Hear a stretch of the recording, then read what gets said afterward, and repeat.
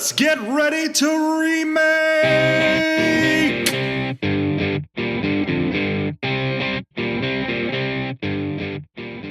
Welcome to the Remake Revolution here on McGTV, youtube.com/MikeMcGTV. Follow me on Twitter at MikeMcGTV. And welcome back to, it feels like we haven't done an episode of this in a while, but welcome back to a 3 Geeks-centric episode of the Remake Revolution.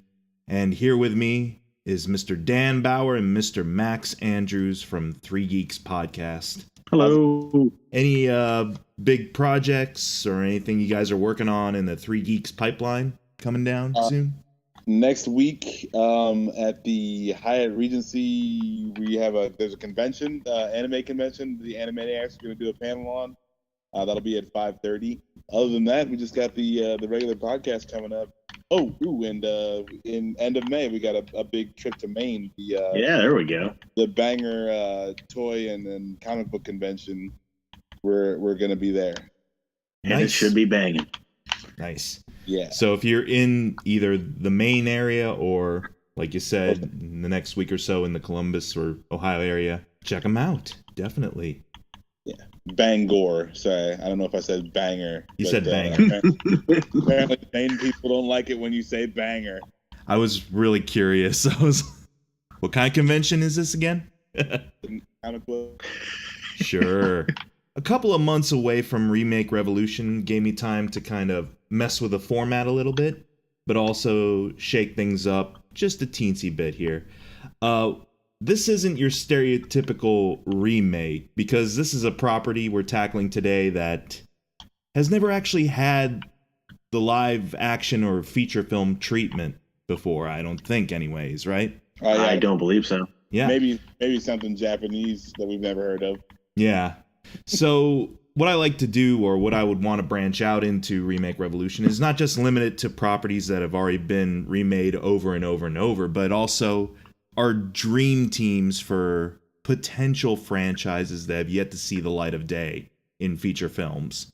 So I thought, what better property to start with than Capcom's all-around fun but insanely difficult adventure platform, Mega Man. Target acquired. So, what is your history with the Mega Man franchise? Let's start with Dan. My history of Mega Man. I've played most of the games. I got confused when the X stuff started coming out on Super Nintendo and never really got into those that much. Yeah, I played the older stuff. Okay. That's about it. How about for you, Max? I'm actually kind of with Dan on this one too. I played, actually, you know what? I only really played the first 2 for the NES, and then that game is so incredibly frustrating. I have this love-hate relationship with Mega Man, where I don't think I've ever actually beat the first one. Mm-hmm. But I played a few of the DS games or the Game Boy Advance games when they came out, where it was like Battle Network. Yeah. But so I completely forgot about those. Yeah. The original, and then some of the later, like different kind of branch out stuff. With regards to my history, I remember playing some of the classic NES games, and not really advancing too much on them. I did play Mega Man X for my Super Nintendo when that came out, and I remember doing a little bit better with that one. I remember Ice Penguin's the first one you got to beat, right? Did I get that right? I don't even remember. But I always knew there was like a pattern or some sort of order you're supposed to tackle the bosses in order to get through most efficiently. Yeah, there definitely is.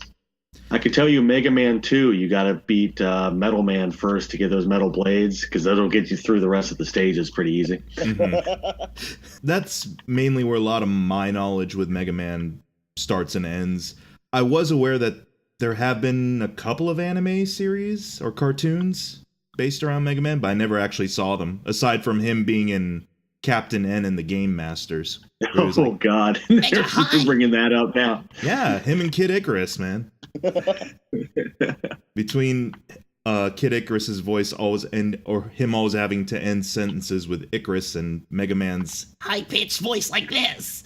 I think I've seen one or both of the animes, but not enough to make a lasting impression, and I don't think they're that great. Okay. So this is a property that when it goes into feature film, which I'm sure it will eventually in probably 20 years or something like that, at least, if not sooner. Yeah.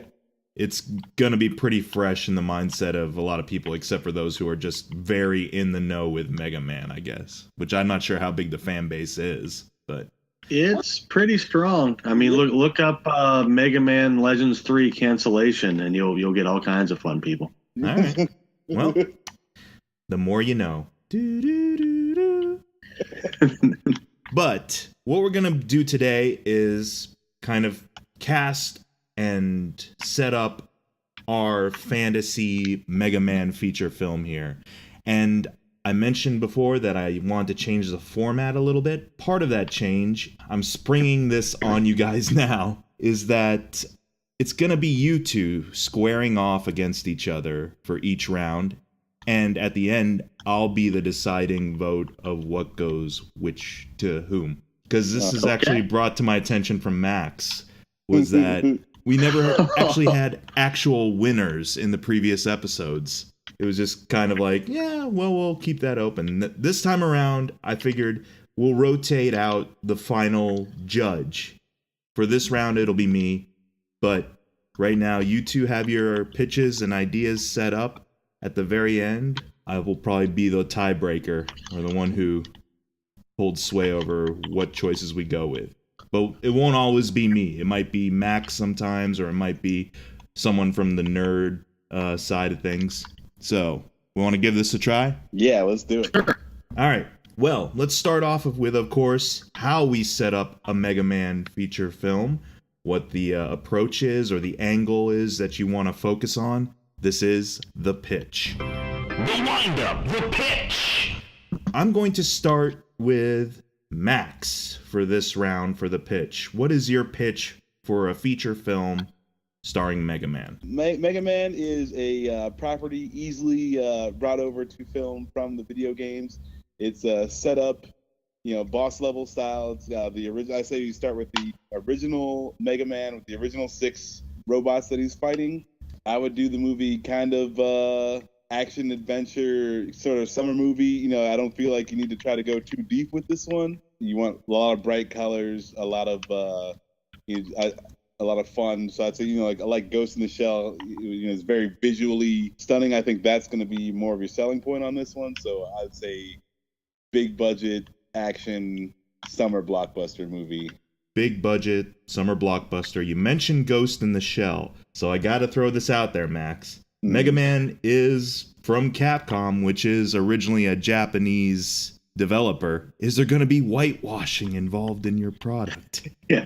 Well, I mean, the character Mega Man isn't really depicted as having any race, and he's a robot, so I don't think technically you can call it whitewashing because really anybody fits in there. All right. But yes, I would definitely whitewash. You, sir, have the makings of a Hollywood agent right there. That is the correct answer to dodge that. All right, Dan, how about for you? What is your pitch? I am completely with the summer blockbuster because that's the only way it's going to work. However, how about stylistic choices? I would go further away from Ghost in the Shell. I want a 70s like neon vibe to it. Like think the Warriors meet the Running Man. Oh my goodness. Oh hell yeah. Then wait till we get to cast choices, Max. Yeah, I'm ready. Well, like Mega Man to start out like a real person, like the box art cover of the first Mega Man, except not quite so awkwardly disjointed. Yeah, he's weird looking. Then I want something horrible to happen, and Dr. Light has to change him into like this robot thing, kind of like RoboCop, but cooler and more kid friendly. But that's not Mega Man. Well, technically, it's more like the backstory of Astro Boy, but Yeah, it's more like RoboCop. well, wait, but then all the robot masters attack, because Dr. Wily is just a crazy guy, I guess, and it turns into the Running Man with like Mega Man taking out like all the robot guys and gaining their powers in quick succession. Okay. And I somehow want to work the giant yellow monster guy that like shoots himself across the screen in little bits into the end of the film somehow. Okay. I think that'll be possible probably regardless of what focus we go with. With these video game movies, you want to work in every little Easter egg possible.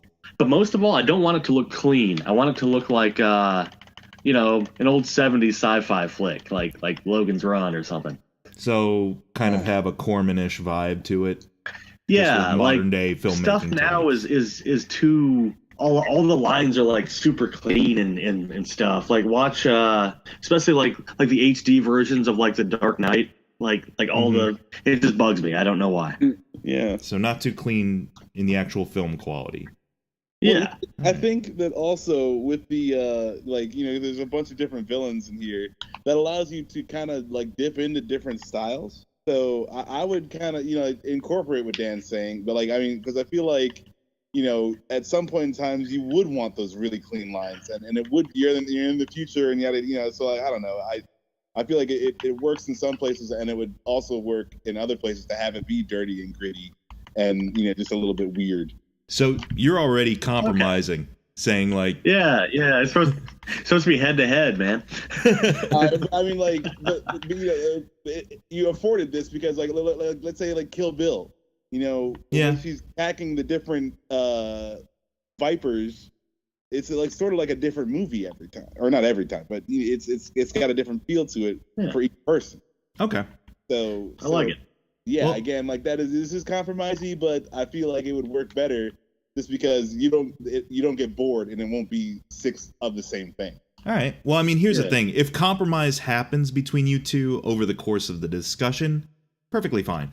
But we'll make some hard line choices on, what we're going to incorporate.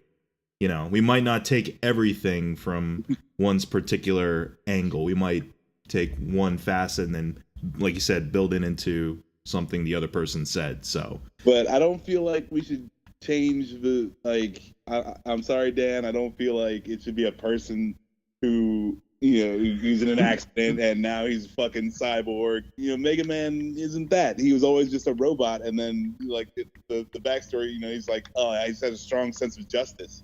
So it's kind of cool that it's an artificially created entity with a sense of justice and righting wrongs. You've intrigued me. I'll make a note of that.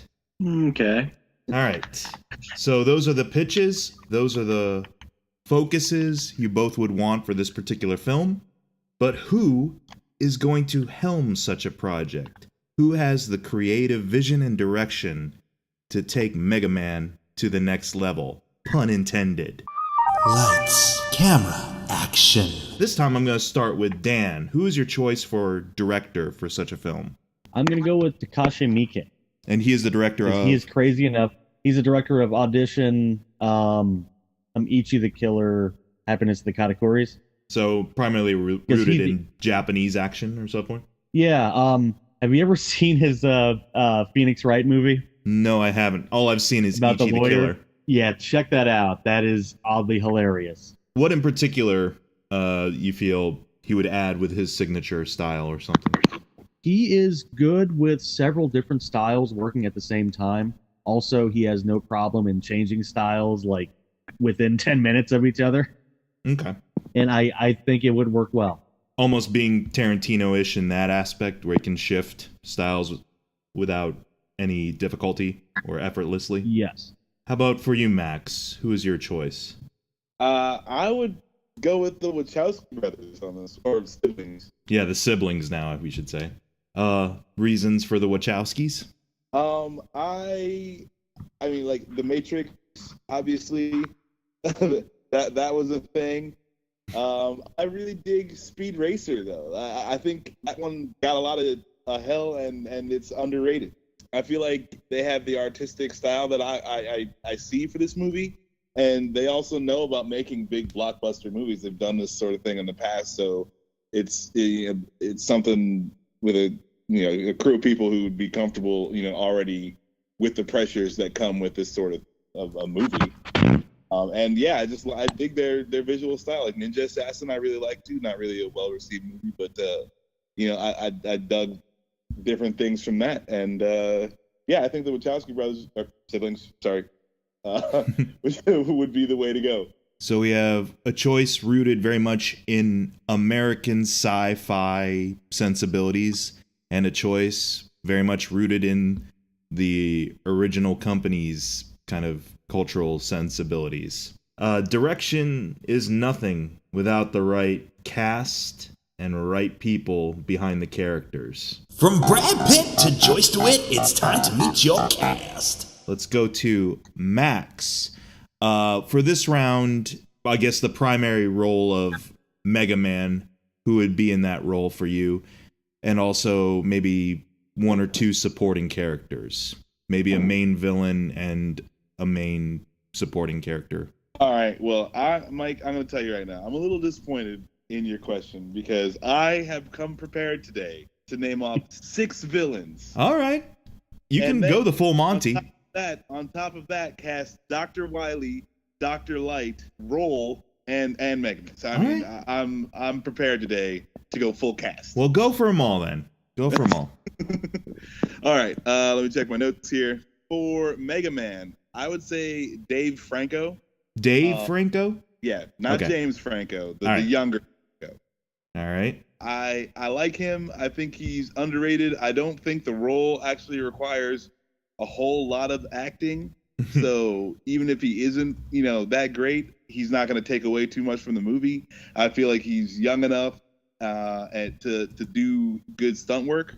If you're not getting him, I'd say just get an unknown stunt guy to do it, because I'd rather see good action than, get an Oscar nominee actor who can't fight. He did like sort of an action film recently. It was like this social media chase film. I can't remember what it was called, but I think he was pretty good in it from what I heard people saying. So yeah. So I mean, like he's got a little bit of experience, and I think he'd actually look good under the blue helmet. So there's that. Moving on. Yeah. Dr. Wily. So he's the bad doctor. Right. I would cast either Ron Perlman or Daniel Day-Lewis. Gutsman, I would cast The Rock. Gutsman, The Rock. All right. Right? I can see that. Cutman, I would. Here's where we get controversial. I would cast Zoe Saldana. Zoe's. I feel like who was that again? You can gender flip and get some diversity in here. Which bot was that again? Cutman. Fireman, I'd cast Nathan Fillion. Okay. Electman, I want Ben Foster. Bomb Man, I would take Danny Trejo. Bomb Man is Danny Trejo? Yes. All right. Iceman, I say Val Kilmer just because that's fucking hysterical. Oh. Flimsy. I don't know.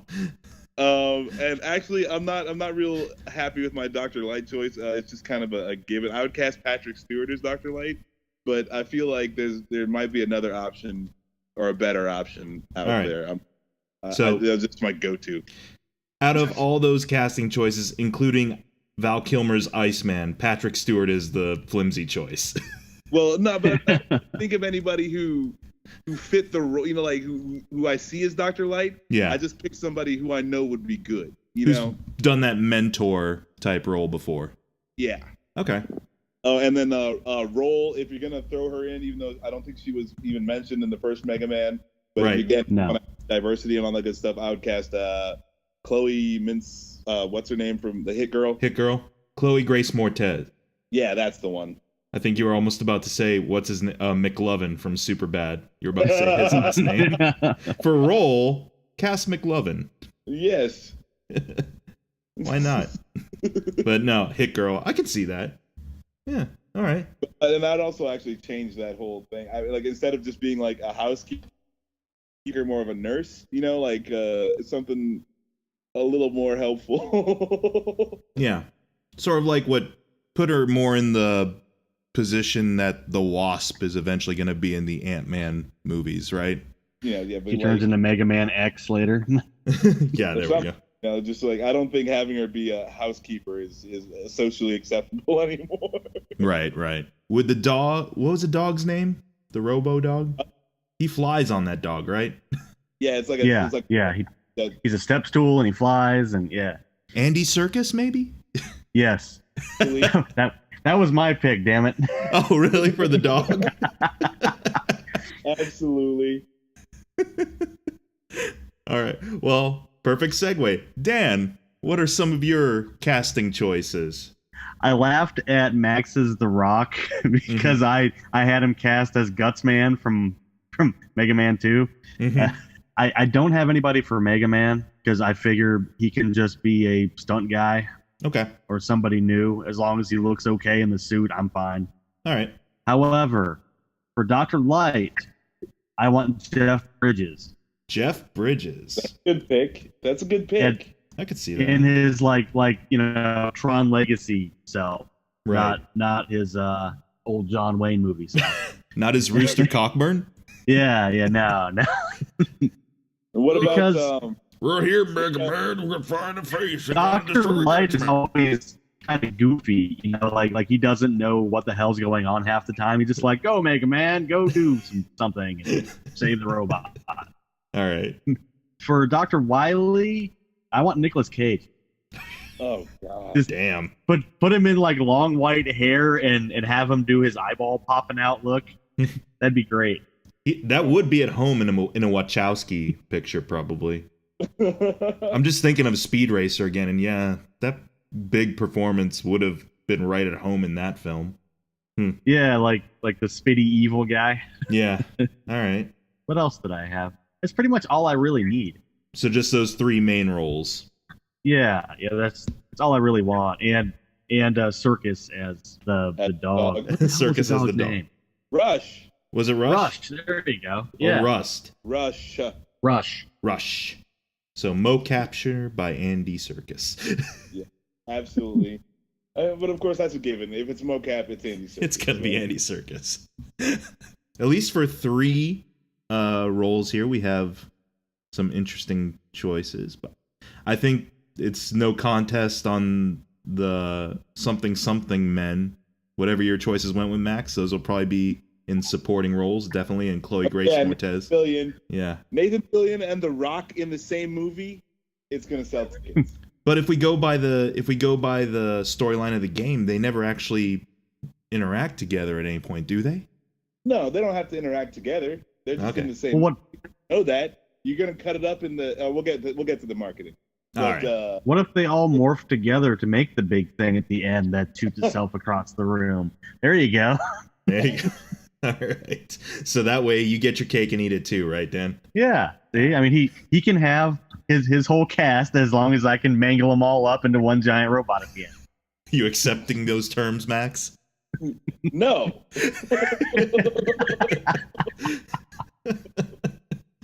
So there we go. We have our cast members, or at least ideas for cast members. In the discussion portion, we'll whittle down the final choices.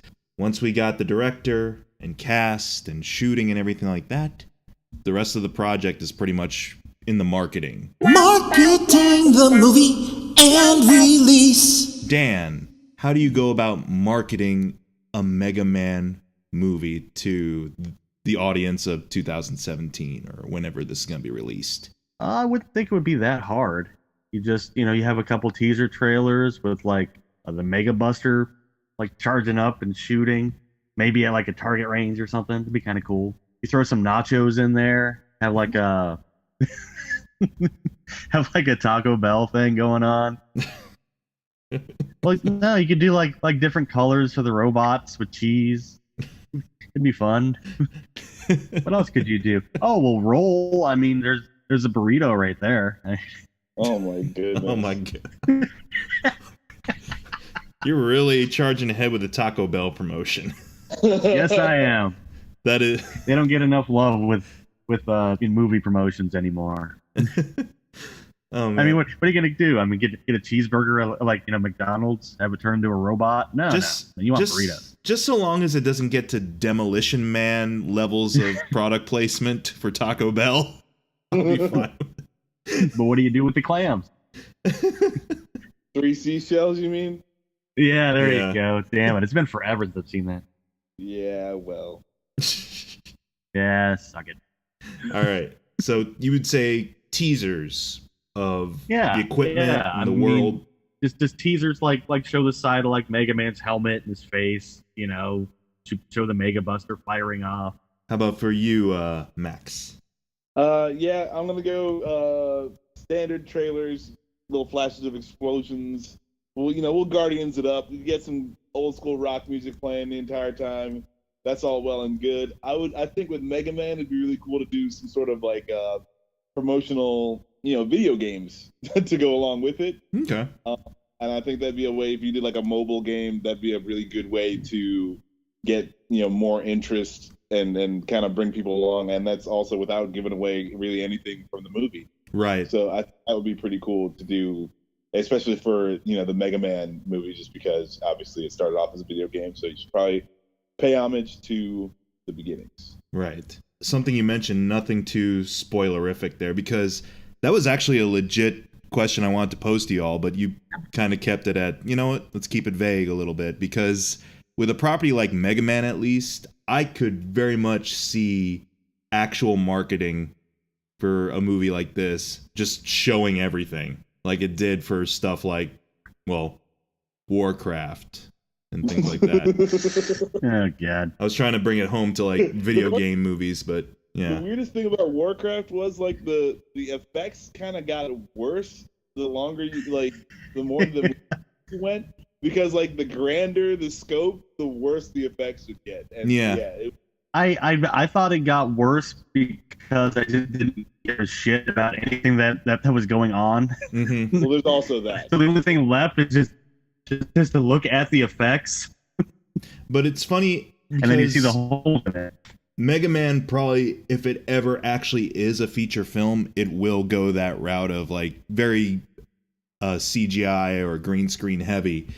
But if we do go the route some of you guys were mentioning with regards to changing the pace and the style for certain beats, it could be very engaging. Whereas with something like Warcraft, it just maintains that cheesy but trying to be serious tone throughout the entire film, and that's when it gets less interesting. Like the first 5 minutes of Warcraft, I thought was a great cinematic for a video game, and then Absolutely, yeah. And then I got bored. I mean, you could take like 10 minutes, where and mute it, and it would be a good cutscene for a TV thing or for a computer game. But yeah, as a movie, it falls apart. Well, but yeah, enough about that. Sorry. Oh, it's all good. Yeah. With regards to marketing, Max suggests you Guardians it up, tie in some mobile games. Dan suggests teasers of the equipment in the world being slowly revealed, and a Taco Bell promotion. Yes, I'm not definitely. What's that, Max? Taco Bell commercial or Taco Bell endorsement. I'm really trying to remember the last time a Taco Bell promotion in a movie went kind of okay. What was it? Godzilla? Yeah, the Chihuahua. It'd be cool. Yeah. Hey, lizard. Godzilla, you want something to drink? I remember that much. You've all laid out your points. Let's go back through these 4 main components, and I'm going to make some final decisions here. Loose ends, let's discuss. But like I said, that's not the way it's always going to be on this. I'll delegate someone to be the judge for each episode. They may be the people who make or break certain choices here. But let's start right off with the pitch. Again, Max, you said stay close to the original storyline or the original kind of narrative of the first game, action adventure. You both agreed on summer blockbuster. You're saying bright colors a la Ghost in the Shell, but you wanted to focus on Mega Man just being Mega Man at the start, a robot that learns over time, right? Yes. And Dan, you said summer blockbuster as well. 70s neon vibe, a la Warriors or Running Man. But he starts out as a regular person turned into a robot, and not too clean with the film quality. Have it shift every once in a while. Yes. Well, here is my decision. Here's what I'm taking from Max. The AI, or the robot learning. I'd say that would be the way to go. That's something we see on occasion in films regarding robots or regarding cyborgs or anything like that. I have a feeling Mega Man has the potential to really incorporate that well into the action and adventure and make you really care more for the character. That was one of my main things with Ghost in the Shell, actually, ironically, was that I wasn't interested in her origins when they started going into her origins as a regular person. I thought she was compelling enough with her identity crisis before they started revealing what her identity really was. Also, like, I don't know if you saw Ex Machina that came out recently. Yep. I really enjoyed that too, and that's about like what exactly is human or like what is sentience, and I think that's a good way to go. Yeah. So let's stick with the AI narrative. But here's what I'm taking from Dan's pitch. While I understand your idea for the Warriors and Running Man vibe, I think holding to that throughout a majority of the film might get a little lost in translation with a modern audience, kind of like what happened with Grindhouse. It did well for diehard fans of, those types of movies. But in terms of the general audience, it didn't go over so well. So what I'm saying here is that we do kind of Tarantino it up, where what I will take from you, Dan, is that it can have those not too clean moments. It can get a little grittier in certain places in the film. Probably more, I guess, grimier or more guerrilla style filmmaking along the lines of what you were saying for perhaps certain adversaries, if it fits their character. It can jump around those styles a little bit, but not necessarily maintain the 70s neon vibe. Like I said, summer blockbuster, the AI learns over time, and it has a very, not jumbled, but very kind of erratic style, like Max was saying with regards to, I'd say a little bit of the Speed Racer influence from the Wachowskis film. Or even a little bit of Tarantinoing in a video game style. Actually, what I was thinking of was Scott Pilgrim versus the World. Not necessarily the story or the characters, but the way they handled the fights in Scott Pilgrim versus the World. Yeah, that's cool. I'm down for that. I dig that. Director. Max had the Wachowskis, Dan, Takashi Miike. I get where you're coming from, Max, with the Wachowskis. My problem with that is even though they've been behind sci-fi films, they haven't been doing so great with sci-fi films lately. Yeah, but they're not writing this one. Yeah, well, the thing about the Wachowskis, too, is that I'd have a feeling they would want to get heavily involved in every creative facet. And that doesn't really sell me so much on them anymore.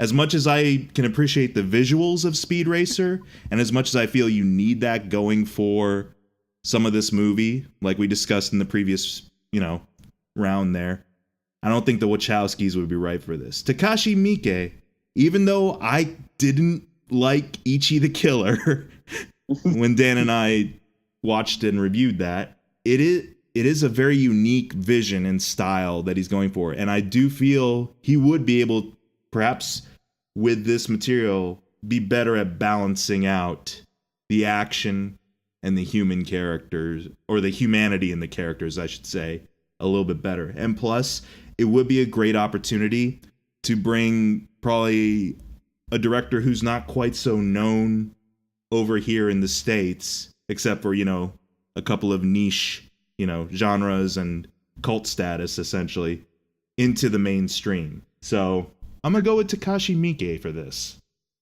Is Dan still there? Yay. Okay. Yeah, I'm still here. Cool, I'm cool. sorry. I forget you can't see me nod. Yeah. I was like, I can't tell if he approves or not. I don't approve of my own choice. All right. Moving on to the cast.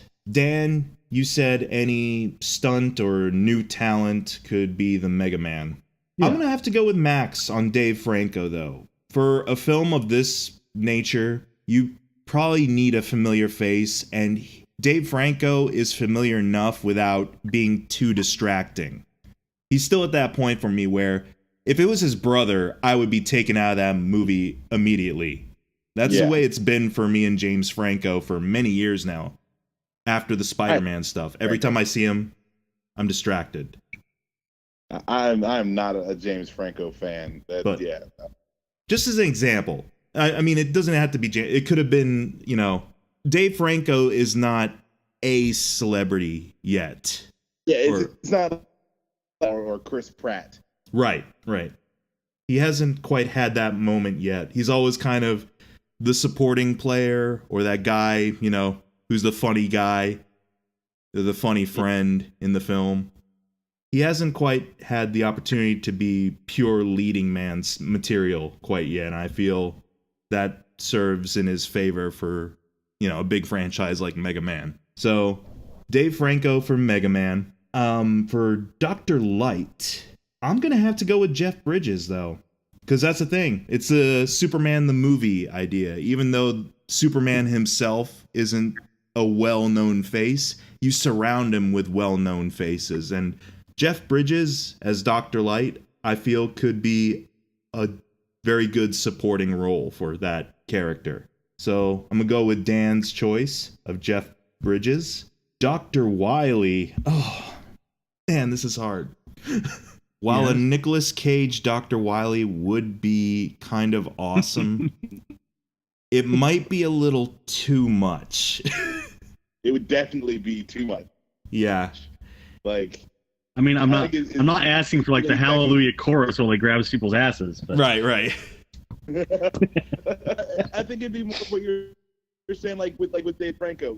If Nicolas Cage is there, it's gonna take you out of it. Yeah, Jeff Bridges can still do good supporting roles and not take away focus from your protagonist. Nicolas Cage, while he would be fun to watch, you'd be fully aware that's Nicolas Cage at all times. With someone like Ron Perlman, I feel, even though he has a very recognizable face, there's ways around that. I mean, he's worked in heavy prosthetics. You can make Dr. Wily seem a little bit more otherworldly through those means, and Ron Perlman will be right at home in that. And he'll play it big and bold, but he won't be distracting big and bold.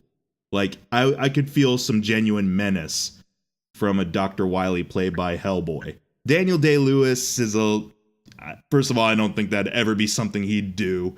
And second of all, yeah, I'd be kind of fully aware that's Daniel Day-Lewis. So, but I like Daniel Day-Lewis. That dude would get into the role. Like, and yeah, it's like the creepy menacingness, like from Gangs of New York or There Will Be Blood.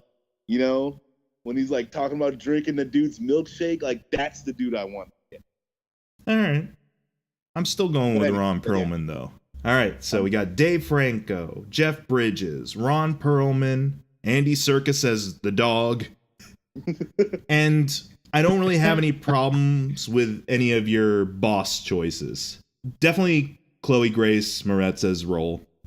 I could see her being in that type of character. And like you said, a more beefed up interpretation of the character with regards to being more active in the story. Now, marketing. I definitely believe way to go is to show as little as possible, but maintain the appeal of it through a little bit of that Guardians of the Galaxy type promotion, where what you do show with regards to revealing the tech and revealing the world has an element of lighthearted fun to it, at least. So that's kind of a combination of what you guys were giving me. I like the idea of the promotional video games. That Taco Bell thing might be a bit of a hard thing to maintain, just because I can't think of the major viability of a Taco Bell promotion in this day and age. I believe that the Taco Bell promotion is at least more viable than a cell phone game. Because have you played any of Cap's cell phone Mega Man game? They're awful. I only think it's cool that Dan sounds like a robot during the Mega Man. Damn it! I will defend the Taco Bell thing because at least then you would get a taco and some nachos and be happy, and not have an awful Capcom laggy phone game that will turn you off from actually going to go see the movie. Oh. Now, here's what I would say: is you ramp up the game production at the beginning of the movie production, and since the game doesn't really have to take part in the movie, it just has to kind of give them a feel for it. And, I don't know if you do a lead up to or something like that, or you could just redo Mega Man 1 and release it as a mobile game. They have. It sucks. Well, do it again, but better. Dude, Now it's they like know what's up. the game itself was like maybe 10 megabytes and they can't make it work right. Huh. Get on your nerds and your eggheads and get it working. I don't know. It's gonna take at least 2 years to make the movie. They can probably make the game work in 2 years. All right. Yeah. I mean, you do bring up a good point, Dan, when it comes to movie tie-in games especially. They're not the most efficient or the most entertaining. But think about Spider-Man 2, PS2. Yep, there have been exceptions. There have been exceptions to the rule. And then think about the Expendables for the Xbox 360. Most of them are crappy. Like a good 98% of them are garbage. But you could hit that sweet spot. You do run the possibility of, at least, even if it's a bad tie-in, it could be a memorably bad tie-in. Yeah. The Taco Bell promotion is going to come and go. It's still going to be Taco Bell at the end of the day. But a Mega Man tie-in game that is either far past expectations or far below them, that stays around with you for a while. Like, we're trying to make good promotion, not just any promotion. Yeah, but I mean, I'm down for any promotion. In the thick of it, like I'm just going back through my mind, like, of all the tie-ins I've been familiar with. Like, Max brings up a good point. Spider-Man 2 was a very good video game. Indeed. That just happened to tie in with a movie. Aladdin for the SNES. Mm-hmm. Scott Pilgrim vs. the World. That Aladdin for Genesis was done by Capcom, I believe, right? Yeah, I think so. Yeah. I am not sure. So, So Capcom has done great Disney games in the past. They have it in them. DuckTales, woohoo. DuckTales. Chip and Dale Rescue Rangers. Yeah. So they have it in them to crank out a good quality product based off of, something. And Mega Man's one of their originals. So I feel there is the chance it could It'd be cool if they surprise did like us. a Mega Man fighter. That would be, you could pick Mega Man or one of the villains or yada yada. I think that'd be kind of cool too. Mm-hmm. Mega Man Soccer. I'm down. Yep. No, it really exists for the SNES. Oh God. I think I do remember playing that actually now. Thanks for that. No problem, sir. But I'd have to say, especially with a video game based movie, you at least have the possibility that the tie-in in the actual video game realm, it's going to stick around a little bit longer than just a fast food tie-in, of course. Because let's face it, something like that Taco Bell promotion for, what do we say, Godzilla and Demolition Man. Yeah. I don't look back fondly so much on that. I just remember it was a thing once. But so while I'm not going with the Taco Bell route, I am going with your approach to the trailers, though, Dan. Is the idea that you don't give away too much. It's about the slow burn, the slow reveals. Because as I've mentioned many times, not just in my own podcast, but over on 3 Geeks as well, is that is a big problem with marketing these days, is you show way too much. You show the whole story before the movie's even out. Yes, with something like Mega Man, you don't need to show the full story. It's Mega Man fighting robots. That's what you need. That's what should put your butt in the seat. No, that's because The Matrix, I think, had the best marketing of all time, because nobody knew what The Matrix was about before they went and saw the movie, and they still like, and you couldn't even explain it without giving away the whole thing. So you're just like, I can't tell you. Just go watch it. It's so good. Like, that's what I want. Okay. Like, they don't know what it's about, but they have to go see it. I mean, the basic premise is there. Ooh. Robots fighting robots. Except this time, it won't be focusing on humans so much like it would in, say, a Michael Bay Transformers film. They may look human, but they're robots. At least nobody. On a brief aside. Yes. Oh, go ahead. We could do a trailer like a Hitchcock Psycho, except it'd be like Dr. Light showing you around the laboratory. I mean, like, this is where I birthed Mega Man.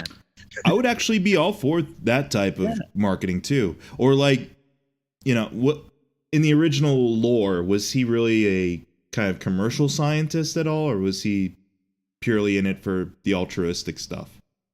He and altruistic. He and Wily were at work together to make all the robot guys, and then Wily turned on him, and he made Mega Man to fight Wily's robot. Maybe right. He made the original 6 robots to help mankind in whatever ways they were specific for, and they're supposed to be helpful. And then Dr. Wily takes.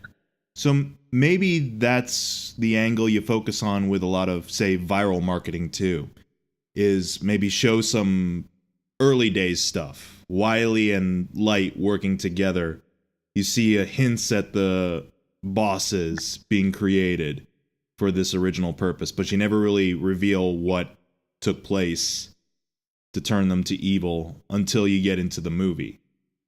And so and you could do like in Iron Man, how like he never had the full suit put together, but now he's testing the leg, now he's testing the arm. So again, that ties in a little bit too of establishing the world at least, or the tone of the film, without giving away the actual plot. You both kind of tied in the first one. Dan got the win for director.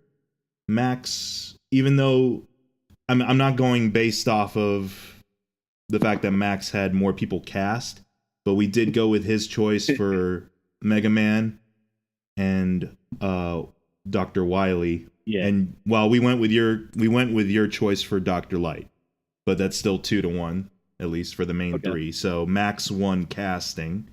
Yeah. And Max won marketing overall. Even though we went with your angle of trailers, Max has the Guardians of the Galaxy type angle of lightheartedness and the promotional tie-in as well. So it's Max is our winner. Even though it's an amalgamation of all our ideas, this is another thing we're going to throw into Remake Revolution, is I declare, or someone declares a winner for each round, and Max, you won this episode. Fuck yeah, I did. You receive kudos. I'm honored to be named executive producer of this movie. And I'm happy to see it through. Now all I just need is $300 million. You think we can get? That's okay. That's the thing. I'm gonna take my ideas to the asylum. And we'll get it made for like $300 and a bucket of chicken. You're gonna mockbuster that shit. Transmorphers, here we come. Oh, don't worry, Dan. There's always a next time here at the Remake Revolution. But thank you both for pitching some ideas here and helping me test run a new direction for this show. How'd you feel? Comfortable? Oh Yeah. yeah. All right. I can beat Dan any day of the week. That's Oh. good feeling. You're throwing down a gauntlet yet again. It may not always be that. So that's kind of the fun, though, here. So thank you all for listening to the new revamped Remake Revolution here on McGTV, youtube.com/MikeMcGTV. Check out both Dan and Max over at 3 Geeks Podcast. On YouTube, 3 Geeks Network. On Twitter, at 3 Geeks Podcast. But that is it for this episode of Remake Revolution. Have a good night, everybody.